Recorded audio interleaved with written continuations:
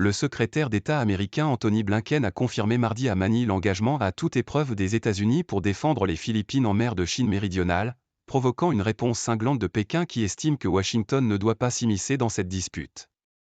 Il s'agit de sa deuxième visite dans la capitale philippine depuis que le président Ferdinand Marcos, le fils et homonyme de l'ancien dictateur du pays, est arrivé au pouvoir en juin 2022.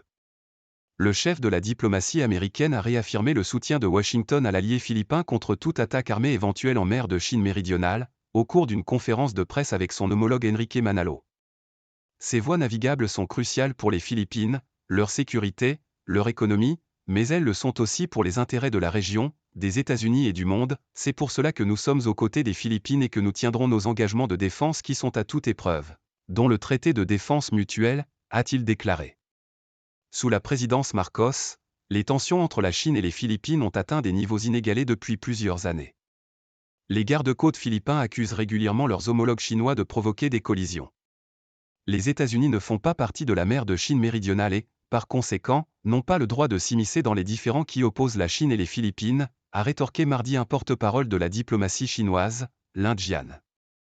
La coopération militaire entre les États-Unis et les Philippines ne doit pas porter atteinte à la souveraineté, aux droits et aux intérêts maritimes de la Chine en mer de Chine méridionale, et encore moins servir de plateforme aux revendications illégales des Philippines, a estimé Lin Jian.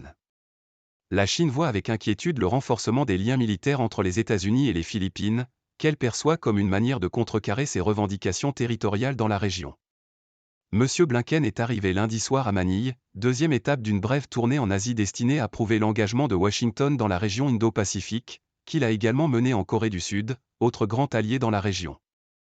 Ce voyage précède une réunion trilatérale à Washington le mois prochain entre le président américain Joe Biden, M. Marcos et le Premier ministre japonais Fumio Kishida. Lors de sa rencontre avec M. Marcos, M. Blinken a déclaré que l'alliance entre les États-Unis et les Philippines était plus que solide que le ROC et constituait une priorité absolue pour le président Biden. Le président Marcos s'est, lui, déclaré très inquiet des récentes confrontations en mer qui ont déclenché des tensions diplomatiques entre Manille et Pékin. Investissement dans la défense.